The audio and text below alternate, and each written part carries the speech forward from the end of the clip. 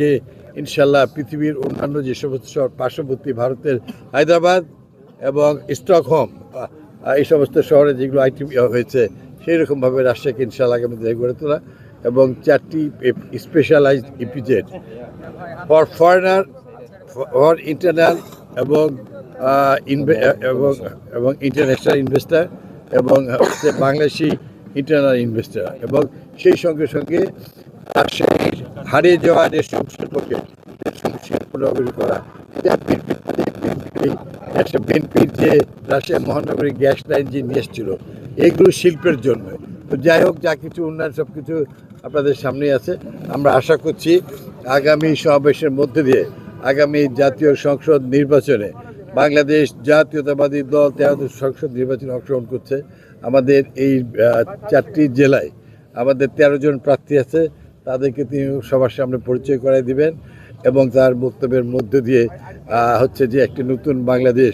আর আমাদের প্রত্যাশা থাকবে যে একটি রাজশাহী জনগণের যে প্রত্যাশা, যে রাজশাহীর মানুষ শান্তিতে থাকতে চায়, তারা ঘুমাতে চায়, তারা এই 17 বছরের কলঙ্কিত শেষ করে আগামী দিনে একটি সুখী সমৃদ্ধশালী শিক্ষা নগরী, পরিচ্ছন্ন নগরী, স্বাস্থ্য নগরী, নিরাপদ নগরী, এই নগরী অর্জন করেছিল বিশ্বের সর্বোচ্চ পদক লন্ডন স্কুল অফ ইকোনমিক্স দ্বারা happiest city middle category in the world.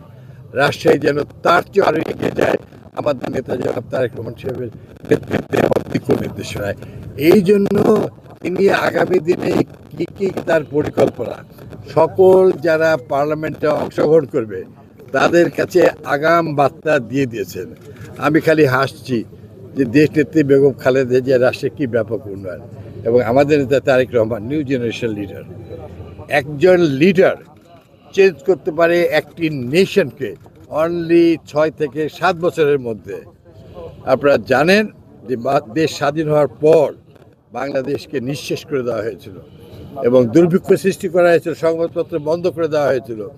জনগণ আমাদের প্রিয় নেতা শহীদ জিয়াকে রাষ্ট্রীয় ক্ষমতায় নিয়ে এসেছিলেন। শহীদ জিয়া রাষ্ট্র ক্ষমতা তিনি ওই অন্য সামরিক শাসনের মধ্যে নয়, দেশকে নিরাপদ রাখার জন্য এবং 4-5 বছরের মধ্যেই তিনি পৃথিবীর বিশ্বে বাংলাদেশকে একটি উন্নত বাংলাদেশ এবং বাংলাদেশের যে কৃষিদের সফল দুর্ভিক্ষ থেকে খাদ্য সংসম্পন্ন বাংলাদেশকে খাল খননের মধ্যে দিয়ে এবং 4টি ফসল উৎপাদনের মধ্য দিয়ে বাংলাদেশ তার অগ্রগতি অর্জন করেছিল এবং তারই সময় বাংলাদেশ থেকে হাজার হাজার দক্ষ আমাদের ভাইরা বিদেশে শ্রম বাজারে ঢুকেছিল। আজকের এই গার্মেন্টস শিল্প